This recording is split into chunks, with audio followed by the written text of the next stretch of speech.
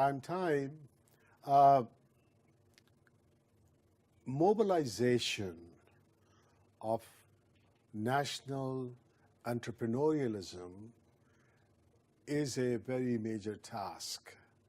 It does not happen, it does not occur by few incidents of few people going to school, of few people becoming successful up from their lemonade stands. It is a disciplined, well-planned, well-thought-out process.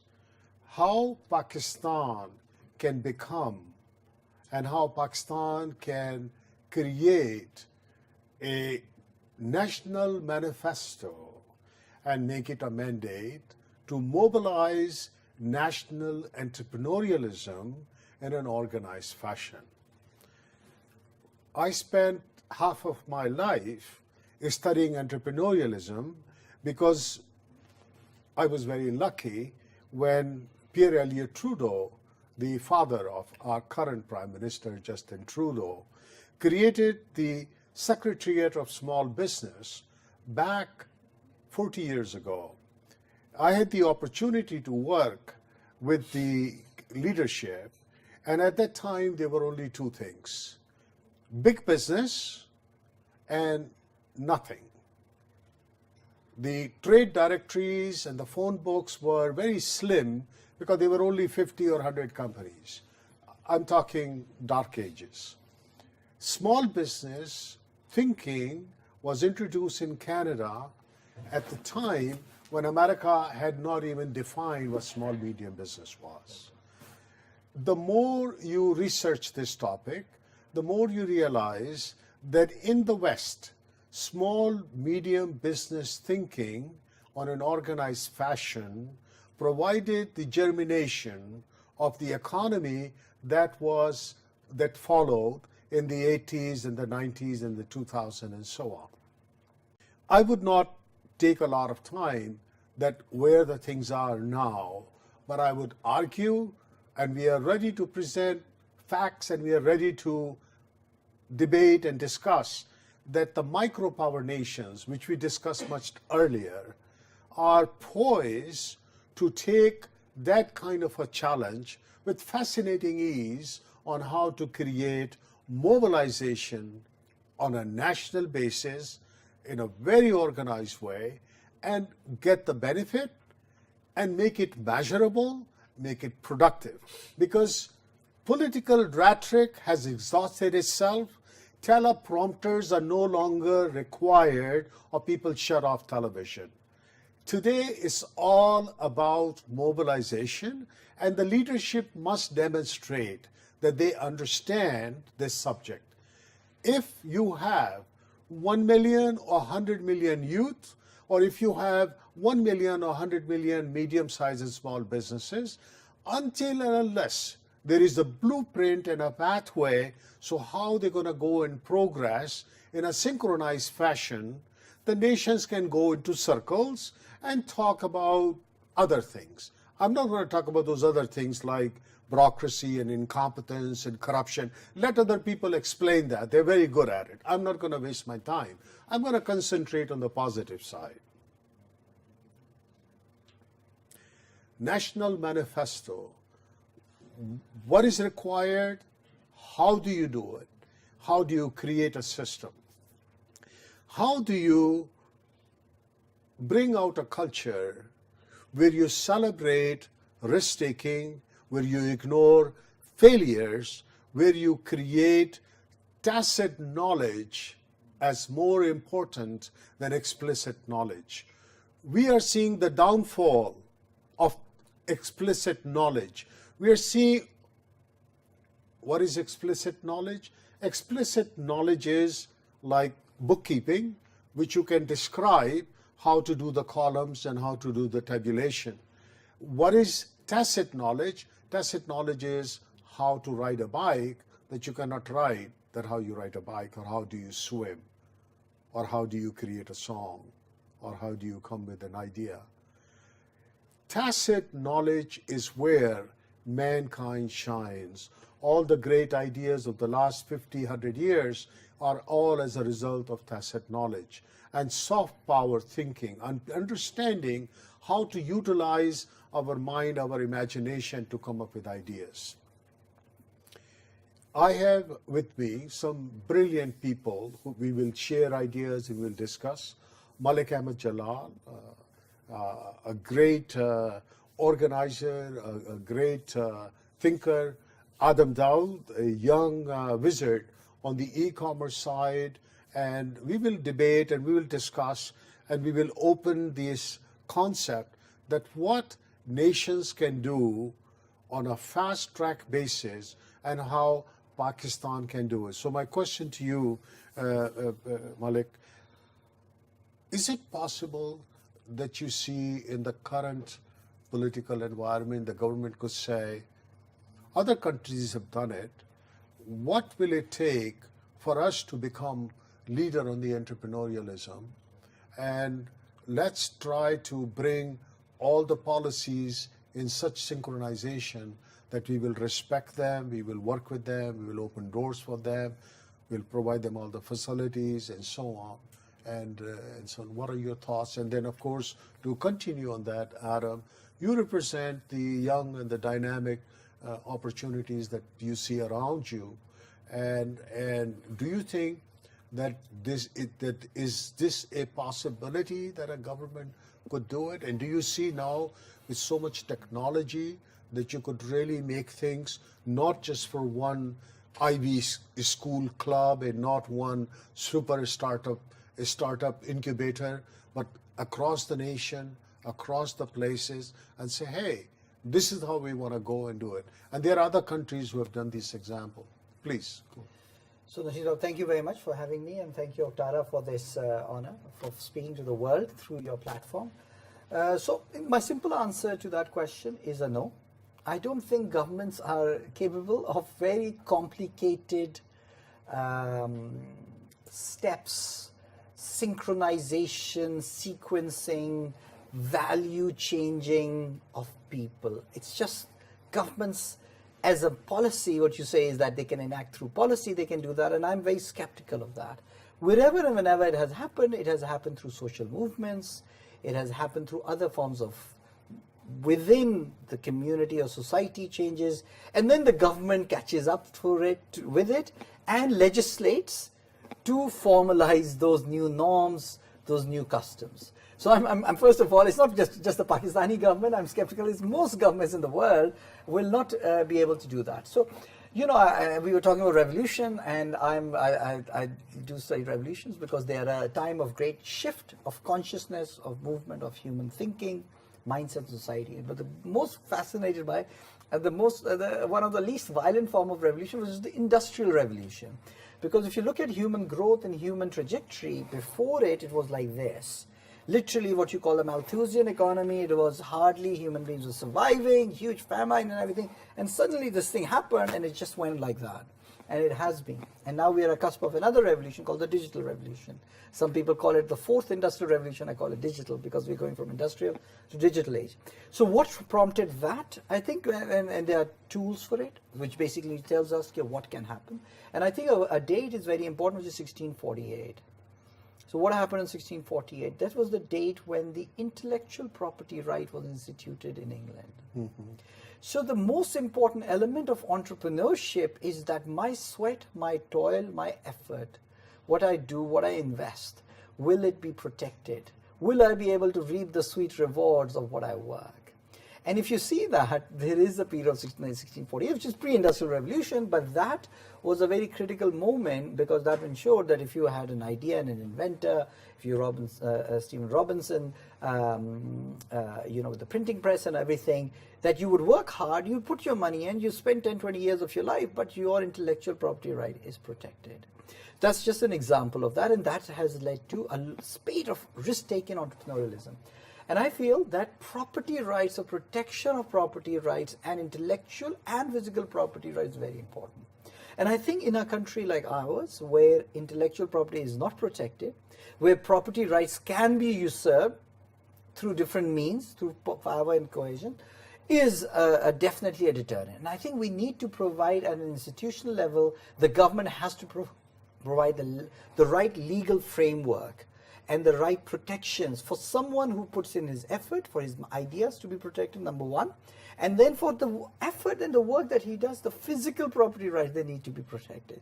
This is very, very critical, and this is the first step. Without that, why should I work hard if some big guy is going to come and going to usurp all the work that I've done? So number one, I think that is very, very important. The number two element of that is a change in culture, which people talk about, is because ours is a risk-averse culture. And ours is a culture which talks about, we're driven by brands and driven by what looks good rather than anything else. That is a very difficult challenge, for that matter, because that is deeply embedded. Working in the civil service or the military or the Unilever is so much better. Are you an entrepreneur? Really, you're a lazy guy. You don't know, you can't get a job, so you're an entrepreneur. And I think that the only thing that can overcome that, and I saw that in Jordan, which is a small country, is where they had an exit of a company that sold to Yahoo in 2009. I'm forgetting the name. Suddenly, you had an example. Suddenly, you had a moment of crystallization of that if you work hard and if you're an entrepreneurial person, and then it succeeds and you have a big payoff, then and suddenly you're a hero to the global media and everything. That hasn't happened to that extent in Pakistan. I would say that to some extent it has happened. Some of the bigger companies like Daraz and Zameen.pk, they have had good rounds of investment. But I'm talking about $100 million exit coming out of Pakistan. That is going to change culture, because for that moment, people will have an example to look at and say, wow, I can be like that. So I think that is what we need, and that is what we're fighting for. Everyone says, hey, let's create 1,000 successful stories. I say, I want one. I want one to really blow past all projections, $100 million exit from Pakistan that will show everyone that if you work, so of course it may not succeed, then you will, if you work hard, you will get a huge payoff, and you'll be successful, and you will have respect in our country. And I think that's what we're waiting for. I think that until that happens, and I hope Yevo is a company that does that, or the others are able to do that to that extent, and I think we are not far from that. But I think that is what we need. We need an example, a crystallization of that moment that it pays to be an entrepreneur. I thought that was done years ago. I thought there were very many $100 million ventures that went good and happened. What is your take on it? How many startups like Yevo and how many other things that are on the way? And I think that part, that yes, it can be done here, I thought that part has been established. Well, firstly, I'd like to say thank you, Naseem, very much for sort of having me here, and Oktara as well for sort of organizing this. I would say that at this moment, no, not right now. There have been a few success stories. As Ahmed sort of rightly pointed out, Daraz was a success story. With an exit, at least, Zameen has raised quite a bit of capital as well. You have Park Wheels, you have Rosie.pk, and sort of a few others as well. But there hasn't been that sort of one exit which has sort of crystallized the entire sort of tech economy within Pakistan. Oh, that is still something we're waiting for. Now, coming back to the National Manifesto, so I want to take a step back first to sort of discuss it, and I will actually disagree with some of the points Ahmed made as well, that, governments can't sort of do much about it. So the first thing we have to look at is, who does the government want to support? For me, they want to support entrepreneurs. Now, today, entrepreneurs are classified as, very high-tech people who get VC funding and so forth. And yes, they are entrepreneurs. They take a lot of risk. But that's just not the only type of entrepreneurs we want. We want the SMEs, the retailers, the small factory owners, and craft industries and things like that as well. So, a government policy that comes up has to sort of go after those high-tech industries as well, and those sort of low-tech industries as well. Sticking to the high-tech side, And, here in Pakistan, I sometimes get this feeling that, we would be happy with just, say, a Facebook or a Google opening up an office over here and sort of doing sales and marketing. That if Apple started selling products directly over here and sort of created their Genius bars and their Mac shops over here, that would be very good for the economy. That isn't high tech. What we actually want is we want high tech coming in where people like Apple, Intel, and all these Silicon Valley companies come in and they start doing research in Pakistan. They start doing development in Pakistan. They don't hire necessarily salespeople and retailers. They hire our computer science graduates. So, that is what high tech is. And this is where I feel that the government, and we can have a national manifesto where the government can come in and actually really provide that. We have a few examples of success as well. I think the biggest success that most people talk about is Israel with the Yozma Fund as well. So what the Yozma Fund did, and so actually let me take one step further back. So what does a VC do? A VC invests in a very high risk venture. So, the chances of success are minimal. The majority, or about 20 to 30% of companies funded by VCs end up losing money. 20 to 30% end up sort of gaining the same amount back.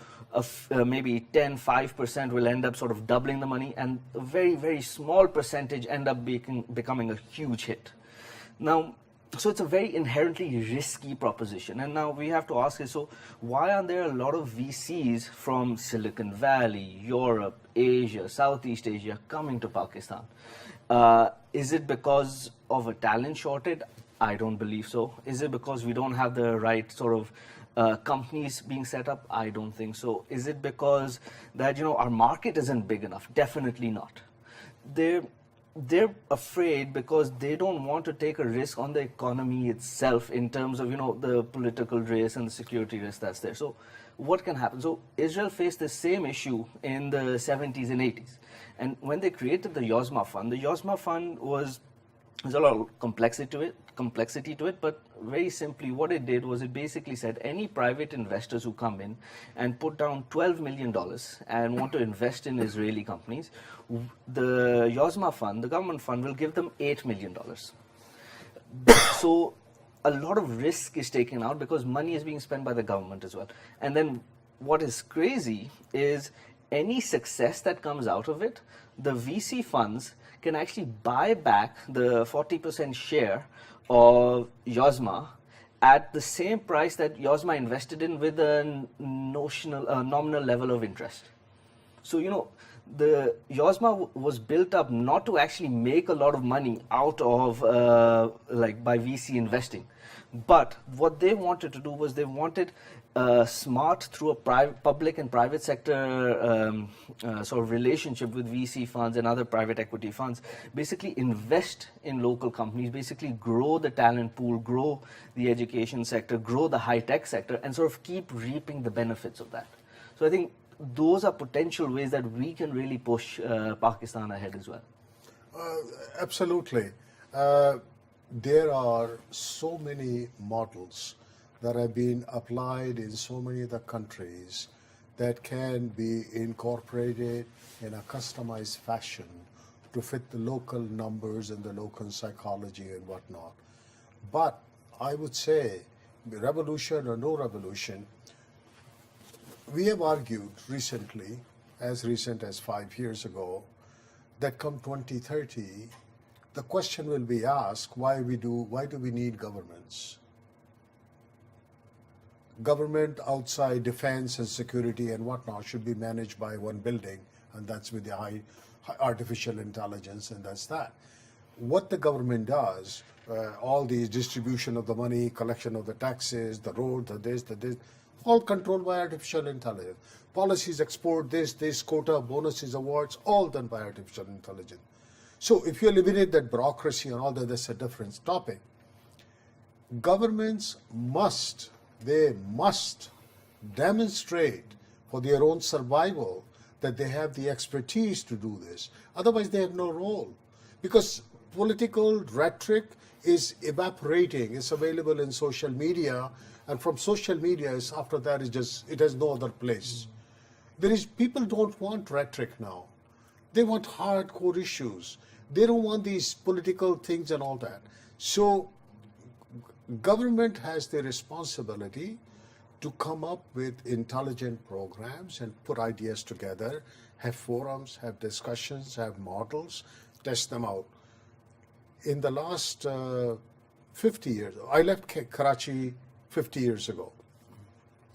The last 50 years in North America, Canada, 50 years, there was, at least 50 major life-altering campaigns and policies on economical development. Major. Like our venture investment program for immigration. You've got over multi-million immigrants that have come from all over the globe to that because you bring in $1 million and you get that. There are all kinds of things, and there are incentive programs. So you apprenticeship program, the training program, subsidize this program, export promotion program, all kinds of things. Pakistan has done it too, the TDAP, the this, the that, and whatnot, and so on. But until and unless there is a agenda to say, if there are 100 doubts, how can we create something that is more logical and more sensible and all that. By the way, I come from a country, by the way, the word entrepreneur 25 years ago was considered some insult in the financial institution. If you were an entrepreneur, you should leave the building. Okay? Fact. I remember 30 years ago, my entire staff could walk in and by having a job letter of my company, could drive out a brand new Cadillac. But I couldn't, because I'm the entrepreneur, I'm the self-employed, I am the risk. I am the risk. What will happen if the tire of that Cadillac were to get flat? But my whole team can get it, no problem. I come from that background. So the word entrepreneur only came about in the last 6-7 years after exhausting of all the other things, because then there was 10 years of small medium. Everybody went after small medium. Then they realized they couldn't do anything till they entered into entrepreneurialism, because they said, oh, these guys with all the degrees, they really can't do it. Let's bring somebody else and so on. Now, 100 countries have an entrepreneurial program today. I think Pakistan is ready, but what we are talking about is a national manifesto. What does it take for a government to say, these are our 10-step program, this is our 2-step. By having an entrepreneur week is not the solution. By having a Women's Day, they think they've solved all the women's problem. No.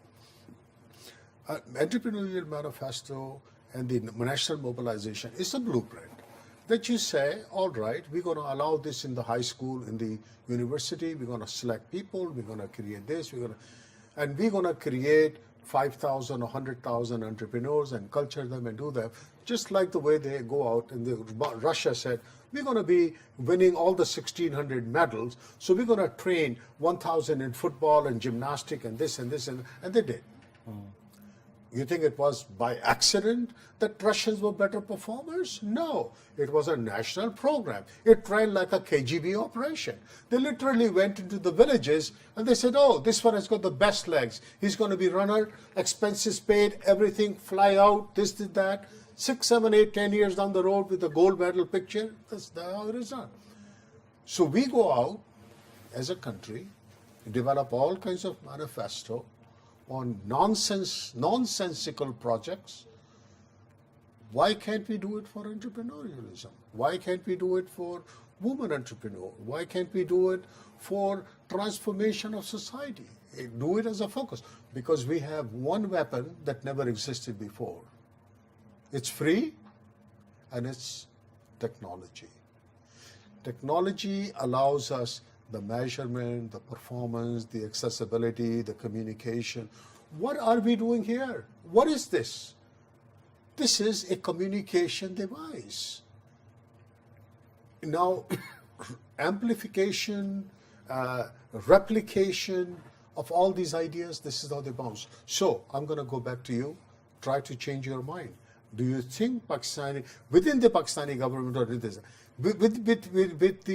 Imran Khan government, with the PTI, you think there are some people who would say, at least explore it. Let's talk about it. Let's see how it works out.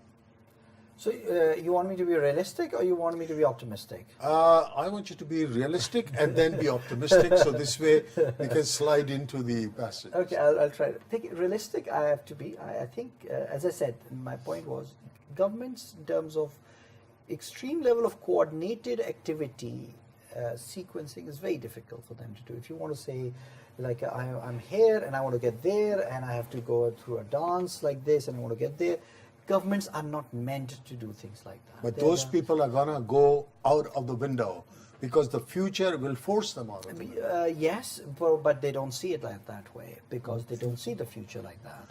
It's happening. Well, when it happens, it's happening civil in services places, of yeah. all over the world are traditionally very risk averse and not prone to change. And there's a reason for that, because if they were risky and so dynamic, the whole country will be going in all over the place. So they're designed not for that.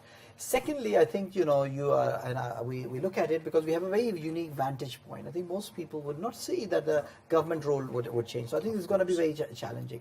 So if I am very realistic, I've seen many 5-year plans from 1960s to 1970s, 1980s, and look where it has done, and it hasn't achieved that much. Pakistan's performance in terms of GDP growth, in terms of wealth, in terms of human development indicators is much worse than it was 40 years ago. And the gap is increasing. I mean, our colleagues who used to work in Africa, they used to say, in 1980s and 80s and 90s, Nigeria or Kenya would never be compared to Pakistan. And now they are much better in terms of human development indicators and economic growth. Sure. So we are the gap. I think people don't realize is not only that we are at least stagnating or we are going down, but the gap is actually widening. And I think we better get hurried up on the national manifesto. And much that I would love the government to do it, because that's the easiest thing to do, to mobilize the civil service, mobilize people to government to do it. I don't think that's the way change happens. I think change happens at a very grassroots level. Change happens like this organization, like Adam, people like that. I call them positive deviants. It's positive. They are the entrepreneurs. They are the first one. They will never have the government support or anything, and yet they will bootstrap it, and they'll build something, and someone will hit a jackpot, and then suddenly every day one will realize, oh my God, there is a great thing which is called entrepreneurship. Let's all do it, and then the government will come, and then naturally what they'll do end up doing is they'll do something very wrong to it, and but hopefully they'll do the right thing. But that's how change happens. I believe. I think it oozes up from the grassroots. It's very incremental and it's very emergent. It's not deliberate. And I think that's why I think whatever initiatives there are, Israel government is a very, very well planned. It's a small country. I mean, we are a much bigger country. Singapore has a similar plan like that, the fund that they have. So my thing is, I think, and I've always focused on that, I think what the role of the government should be, and actually the role of development, this is my development philosophy as well, that most of the time when you're a PhD and you come into a country and you look at, I need to sort this out, so instead of coming on with a solution and an answer, you come with a question. What works? What doesn't work? What is working here? I'm sure there are people out in Pakistan, they are working here. That works, and they are, as I said, I was talking about the Pakistan Fast Growth 100, which is a ranking of 100 SMEs. In the year 2009 to 2011, there were 100 of these companies that were growing 83% per annum. That created 14,000 jobs in those 2 years when Pakistan went into an IMF package. So they are what I call the positive deviants of a society, because whilst the economy is going down, they are going in a different direction. So what do we need to do? They are the solution. So if you can find them, scale them. If you find them, help them, support them. If you find them, try to replicate them. If you have 100, instead of 100, if you have 1,000 or 10,000, Pakistan's destiny and nature would be changed. So I think that is what the government, I think the policy of the government should be, to create some of the schemes. So for instance, they should provide research grants, for high-end research grants to entrepreneurs. And okay, I want to do this thing in AI or fintech and everything. Okay, the first $500,000 write off, you go and spend it. We'll hold you accountable for spending in the right way, but you do it. You go about it. It's a market break, because there's no market to fund high-end research for it. The government should do those things like that. So I think government has a role there, but you cannot expect the government to solve all problems, because the government cannot solve all problems. You have to look at what are the problems that people are facing, what are the entrepreneurs are facing, and try to solve 1, 2, 3 at a time, and then eventually hope that there's a Javer which makes $100 million or $1 billion exit from Pakistan, and then people say, wow, I want to do that, and let's work way back what they did well, and let's try to do that. What is in your estimation, in terms of lack or missing, what do you think is the most critical thing missing in the mid-sized economy right now? Let's say 5,000-10,000 mid-sized businesses, first, second generation, that have done very well, but now they are at a standstill. Sure. Because there's a lot of standstill operation right now across Pakistan. So I think there are two things I would say. I think we lack Immanuel Kant. We have Iqbal, and Iqbal is great. And Iqbal is all about Shaheen and the rise and the shaman in the mountains, all about passion and emotion. But we need Immanuel Kant, who's a German philosopher. Sure. And his was, how do you find excellence in everyday life, in small things in life? Are we a disciplined nation? Absolutely not. Do we do things with care, with due rigor and everything like the Germans or South Koreans or the Americans do? We do not. And it's a joke. I talk to the German friends. I say, we have Iqbal, but actually if we have Kant, we have the passion to match with the discipline of it, the execution, the operation. That's what. And I think that's where we lack. I think not only we lack in the SMEs, we lack in the large corporates, because the large corporates haven't done much. Which is the Reliance of Pakistan? Which is the Bharti Airtel of Pakistan? Which is the Tata of Pakistan? There's nothing. They have done very well in Pakistan, which is in essence a closed economy, lot less competition coming from outside. But excuse me, India was, very closed, and they had in 1991, 92. But look at the large corporates, the Tetleys of the world they have. They're globally competitive. And because their workforce is competitive, whether it's skills development, which we are lacking, or discipline they're lacking. So first thing I think is the right training and mindset of discipline and skills education that is missing, number one. Number two is mutti kholna, meaning open up your fist, particularly for sponsors. And I always talk about that. Equity share, please share equity with people. If there's one concept that that the Canadian, the American, the British, all these are based on, is that, look, you and I may be the big guy, a big honcho, and I am the guy who's set up the business, but if you have the right value system and right alignment, and you're a good, hardworking guy, say, man, I've got to tie you in. Here is it 5% of my equity of the company. Suddenly, you have every right to the upside, but also the downside of it. We don't do that. Our family businesses are normal businesses, and everyone, we don't do that. That's the most powerful tool. Our nation, our people need to feel ownership of the things that they're involved in. What you're saying, shared risks and also Shared economics and shared ownerships, and also the lack of discipline and open-minded. What do you think, Adam? Is discipline something that comes with a trade, or is it such a thing as a nation's dilemma to performance? Or what are your thoughts? I think it's actually related to how we are innately as well. And this is actually a major problem in the country that I've seen since I've been back as well. No one shows up to any meetings on time. And this is something, what one can try and do is instill a sense of discipline in our own company. So, for example, one of the small things we do, or I always try and do, is whenever I have a meeting, I always set a calendar invite, and I always show up about 2 minutes before. Sure. These are very small things that, we then hope that sort of gets instilled in people as well. Because, see, when you don't show up on time, and this discipline aspect, it's not just that you're hurting someone else, you're actually taking advantage of someone else's time. Sure. You're actually wasting someone else's time, which is actually one of the worst things you could do. Sure. Because time is the one thing that none of us will ever get back. Sure. Money and all these other things don't matter. Sure. And these are small things that, we do take for granted that we should work a lot on. And this is where, again, all of this comes from leadership. Now, that leadership can come from within your own country, your government, your mentors, whatever. These small things do need to come up. And this is something that not necessarily a national manifesto can help. This is more of a, a soft skill that sort of comes up.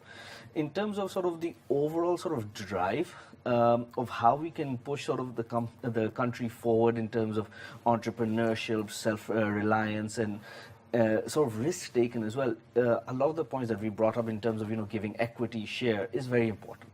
Now, a lot of people also come to me and say, how can we get equity share?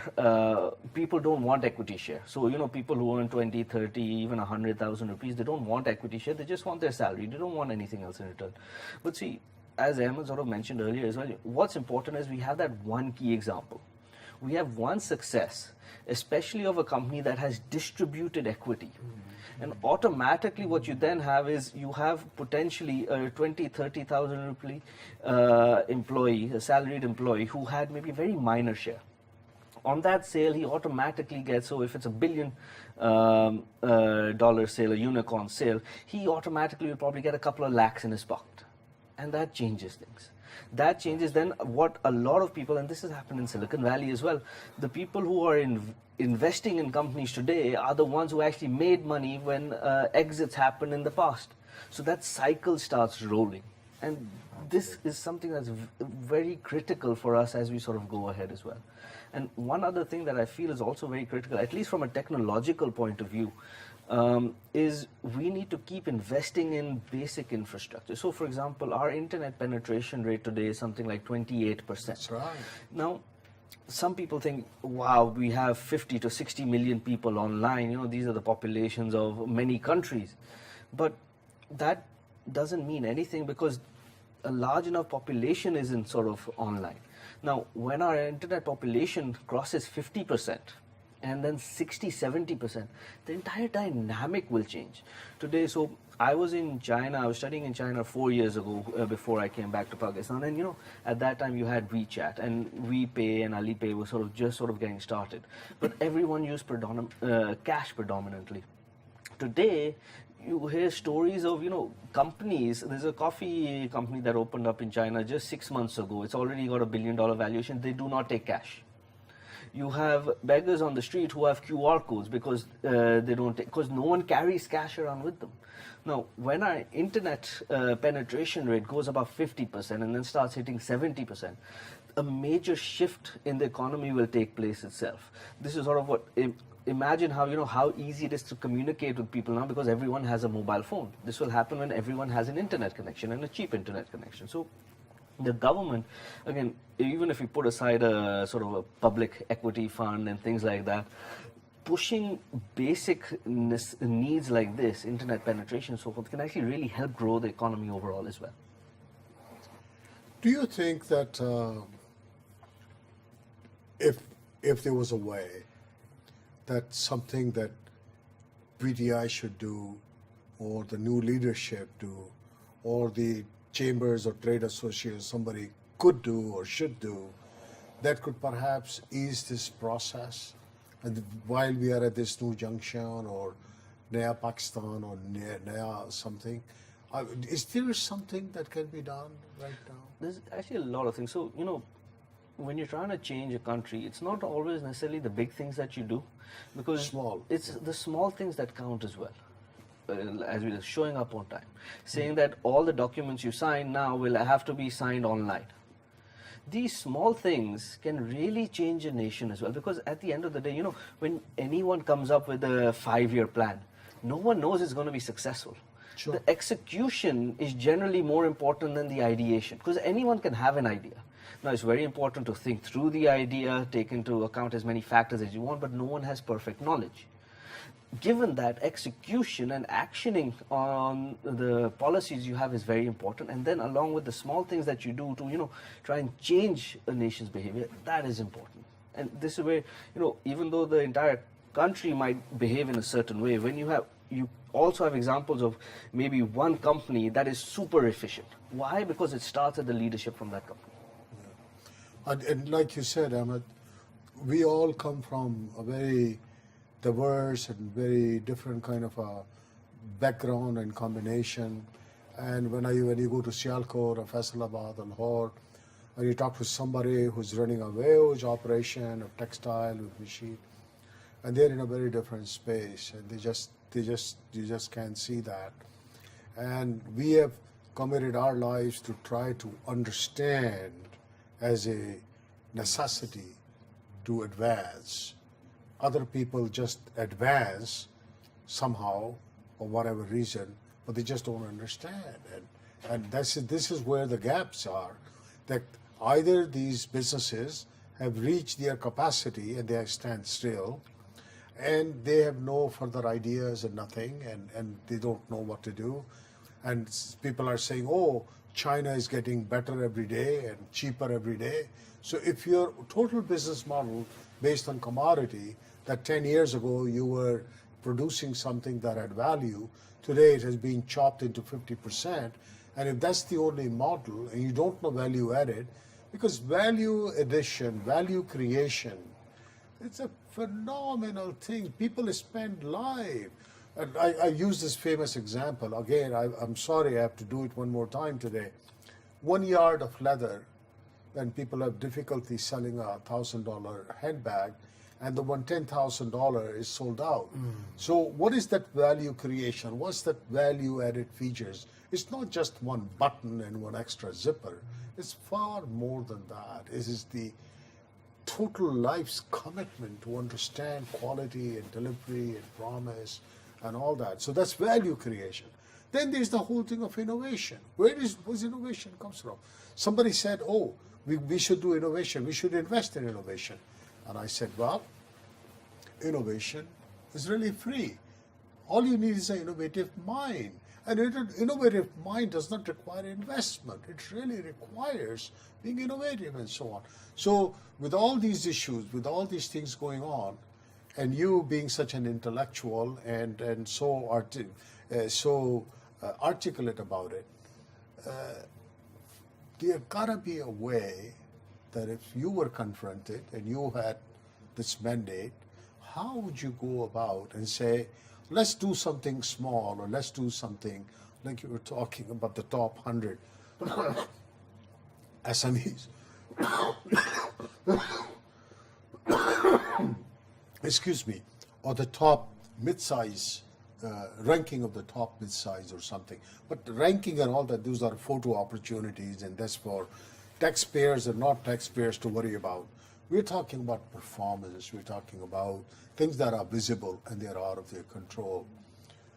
What do you think would be a starting point for the mid-size economy to say, okay, we can try something along that line or do something? Someone said that life is simple, but not easy. We try to make it easy, that's why it becomes complicated. So, it's true. So, true. So in a way, it's very simple, but then we make it very complicated. I think it's a very difficult question that you asked me, and frankly, I haven't, thought about it to that extent. But I think I always believe in two things. I'll apply certain principles that I look at it. I always look at micro and then the macro and the macro. You have to work on both areas. Sure. And you have to keep it simple, and you have to do a few things. What are the 2-3 things? And my thing could be different from yours and everything. So I think at the micro level, I think you have to and micro level is a more difficult one. At a micro level, you have to change the schooling and education system from the grounds up. And you have to make it more values-driven, tacit education, tacit skills, as you said, that based on that. And less on rote learning, more on critical thinking. As I said, 5 C's someone mentioned. One of it was critical thinking, one was communication, one is collaboration, and there are two other C's I'm forgetting at this moment. But focus on those things rather than just rote learning and rote behavior. So that's what I do. But that's a 3-generational project. So you got to work on that. But you have to work it. As I always say, there's no the best time to have started on it was 1 generation ago. But the second best time is to start now. So I would like it to start now and to really reform the education system and make it much better. And there are different models out there. Number one. Number two, at the macro level, I think, as I said, is that, which is what I call around culture, institutions. I think the culture of accountability, merit, broad value system of that if you do good, you will be recognized. If you do bad, and you could be from a certain tribe and as the head of a tribe, it will not work. That is not difficult to do. Actually, that's very simple to do, because all you have to do is you have to set 2, 3, 4 examples of people, and it'll happen. It'll just quickly change the mindset of people that, it doesn't pay to not pay taxes. It doesn't pay to keep 2 books or 3 books and all those things, because and if it actually pays to be very transparent about your taxes and about what you earn. That is a very simple thing. I think that is actually a simple thing to do, but it's not an easy thing to do. Sure. One of those things, because of course there's political difficulties one would get for that. And I would focus on that, and I focus on 2 things. I would focus on merit. I'm big on merit. I think any country, any society that has progressed over centuries and millennia has replaced or has been able to replace the tribal system, the tribal affinity, me, my uncle, my aunt, and this, and reliance on that, broken those bonds and replace it with a system of merit, whereby I know that I don't have to rely if my cousin is in that position, because I don't trust the system, but I trust my cousin, and of course if he's there, I will be looked after. But I say, no, I trust the system, there's merit, and it doesn't matter if my cousin is there or Dawood is there, Adam is there, it's the due process will happen. I will get my due share, which is, system of merit. I think that on one end is very, very important. And the other one is system of accountability, which goes hands in hand with merit. If you do well, you will get recognized. Your property rights will be protected. You will make it rich. Nobody will come and take your money away just because they are more powerful than you. And if you do bad, then you will suffer the consequences of the law. And I think that is not a difficult thing to do. It's a simple thing to do, but it's not an easy thing to do. And I would work on those 2 things, and that could have very quick benefits. So suddenly you got someone who said, wow, you know what, I have a chance. Suddenly, wow, if I'm not the downtrodden, poor person that I will never win. I can one day win against the big guy, and I can earn and I can make a name for myself. That hope has to be there, and that can only happen when you have a system of merit and an accountability. I think what you have done is just reinforce the fact that the Imran Khan and PTI have a monstrous challenge to turn things around and to create what you talk, the due diligence and the compliances and the audits and the taxation, and for Pakistan to become a little bit more independent and self-reliant. Yes. And all that, and education and whatnot. But to keep it on the simplicity side, we are just focused on the mid-size economy. We're just saying that there are some very simple rules of the manifesto that they could adopt slowly, systematically, to help these ideas and these things, and to also create some intelligent forum where these things can be discussed a little bit, few steps above than what the current agencies and the current mandated bodies have demonstrated so far, or just these photo ops and lip surveys and these plastic award nights should be replaced into hardcore substantive issues and so on. And to bring cutting edge ideas and let it challenge and let it be laid out vis-a-vis other countries and whatnot, and cross-fertilization. I can't thank more than what these guys have done. Came out very boldly, very sincerely, very passionately. I want to thank Malik. I want to thank Adam. You've been very generous with your time to come and join us. And we would like to continue. And then I would very much like to see what Claire Novak is about to say now.